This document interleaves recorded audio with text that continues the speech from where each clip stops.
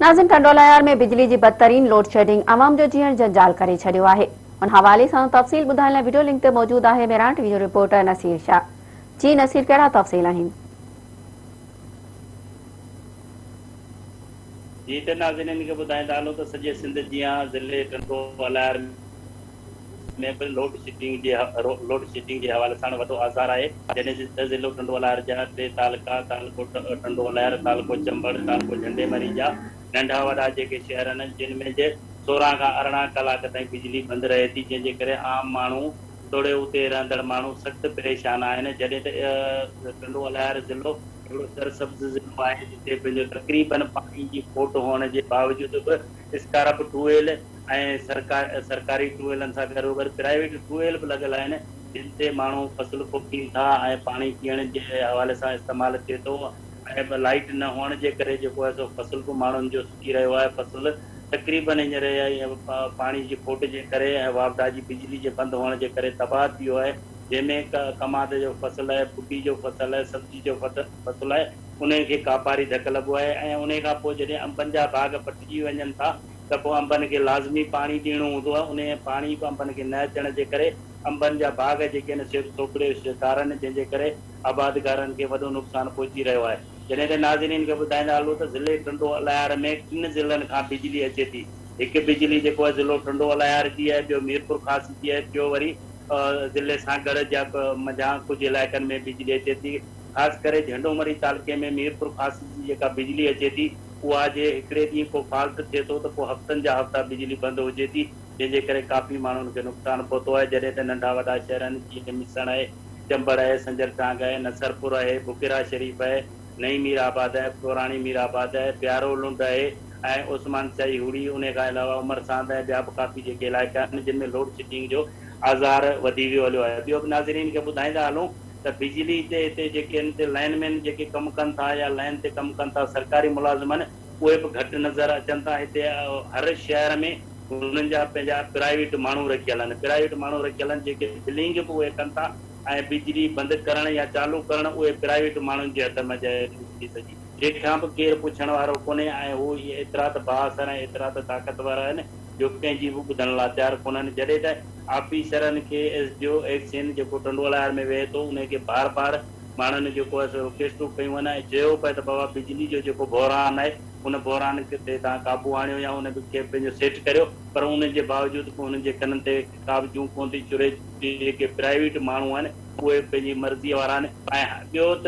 नाज़रीन खे वधीक इहो ॿुधाईंदा हलूं त इहो बि ज़ुल्म आहे त जॾहिं 18 खां 16 कलाक बिजली बंदि आहे, बंदि हुअण जे करे ऐं जेके हर महीने ते माहवार जेके बिल अचनि था उहे उन्हनि ते डिडक्शनूं लॻायूं वञनि थियूं, जेके हज़ारनि खां लखनि ताईं पहुची विया आहिनि माण्हुनि जा। जेको आम माण्हू जेको दिहाड़ी ते कमु कंदड़ माण्हू जेको 500 खां 600 रुपया कमाए थो, उन माण्हू लाइ वॾो मसइलो आहे त उहो बिलिंग जेको 1000 रुपए माहवार अचण वारा बिल जेके आहिनि 5,000 5,000 वारा 10,000 वारनि खे पंहिंजो 15 खां 20,000 ते बिल, त आम माण्हू बिजली जो बिल बि नथो भरे सघे। ॿियो त मजबूरी तरह सां ज़िले ټنڈوالهيار में जो लोड शेडिंग जेको हिन महीने में इंतिहा ते पहुची वई आहे, जंहिंजे करे ټنڈوالهيار शहर जा तक़रीबन इलाइक़ा आहिनि जिन में गटरनि जा पाणी उथलिया पिया आहिनि। नसरपुर रोड आहे, चंबल रोड आहे, मोज दरिया वारो रोड आहे, उन ते गटर जो पाणी आहे जेको सो उथलियो पियो आहे। जॾहिं त इंतिज़ामिया खां उन पाणी जे हवाले सां पुछियो थो वञे त उहे चवनि था त लाइट जो मसइलो, लाइट कोन्हे ऐं असां छा थी पंहिंजो पाणी कढूं, ऐं उन हवाले सां उहा बि वॾी परेशानी। ऐं ॿियो ख़ासि करे ज़िले ټنڈوالهيار जो हिकु त सिंध में वधीक रेवेन्यू ॾींदड़ ज़िलो आहे ऐं उन जो कुदरती तौर ते ज़लज़ला अचणु ऐं उन खां पोइ 100 जे लॻभॻि तक़रीबन हिते खूह निकितल तेल जा ऐं उन्हनि में धमाका थियण ऐं उहो तेल जी ॻोल्हा जे करे पाणी तक़रीबन हितां ईअं सम्झिजे थो त पंहिंजो 8 आना जेको पाणी आहे, जर जो पाणी जेको ख़राबु थी वियो आहे, जंहिंमें कुझु महीना अॻु में असां रिपोर्ट बि कईसीं त हिकिड़े ॻोठ में तक़रीबन 16-17 माण्हू जेके हुआ इन पंहिंजो पाणी ख़राबु हुअण जे करे, पाणी इस्तेमालु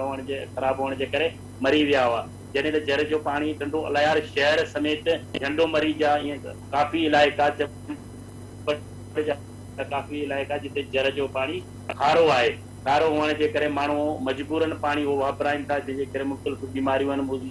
मोज़ी बीमारियूं आहिनि, उन्हनि पंहिंजो जेको मुंहुं कढिया आहिनि ऐं माण्हू बीमार रहनि था। त हितां जी अवाम खे जेके हिते चूंडियल नुमाइंदा आहिनि असांजा MP MNA उन्हनि खे त कॾहिं बि उन्हनि बिजली जे हवाले सां कॾहिं बि एहतिजाज न कयो आहे ऐं कॾहिं बि अवाम लाइ आवाज़ न उथारियो आहे। जॾहिं त ग़रीब माण्हू आहिनि जेके मुख़्तलिफ़ वक़्तनि ते एहतिजाज बि कनि था, आवाज़ बि उथारीनि था, पर हुननि जी ॿुधण जे लाइ केरु बि तयारु कोन्हे। जॾहिं त वफ़ाक़ी हुकूमत खे घुर्जे ऐं वज़ीर आज़म ऐं सदर खे घुर्जे त टिंडोलाहिर जी अवाम ते रहम खाइनि ऐं लोड शेडिंग जेको हथरादो लोड शेडिंग वधाई वई आहे त उन जे लाइ उन जी तहक़ीक़ात कनि त आया की छाजे करे लोड शेडिंग पंहिंजो आहे टिंडोलाहिर में ऐं हद खां वधीक माण्हू परेशान आहिनि। ॿियो बि नाज़रीन खे ॿुधाईंदा हलूं टिंडोलाहिर जूं जेके लाइनूं आहिनि जेके पोल लॻल आहिनि ज़ुल्फ़िकार अली भुट्टो वज़ीर आज़म उन दौर जा पंहिंजो पोल लॻल आहिनि जेके हंधा हंधा टुटी बि रहिया आहिनि, किरी बि रहिया आहिनि। अगरि जेको झक तूफ़ान अचे थो जे थोरो मिंट लाइ या ॿिनि लाइ तूफ़ान या झक अचे थी त लाइट जूं लाइनूं जेके आहिनि से ड्राप थी वञनि थियूं, बिजली बंदि रहे थी। बिजली बंदि जेका 24 कलाकनि ताईं बिजली कोन थी बहाल थिए ऐं उन हवाले सां मजमूई तरह सां ज़िले टिंडोलाहिर में बिजली जो वॾो बहिरान आहे ऐं बिजली बंदि हुअण जे करे ऐं जेको आहे सो पाणी जो वॾो बहिरान थी वियो आहे। पाणी जे करे आम माण्हुनि जा जेके फसल आहिनि पीअण जो पाणी जीअं घरनि में मस्जिदनि में मदरसनि में ऐं उन में पाणी जी बि इलाही शदीद खोट पैदा थी वई हली आहे। ठीकु आहे नसीर शाह, अपडेट करण लाइ तव्हांजी महिरबानी। तवजो ॾियणु घुरिजे।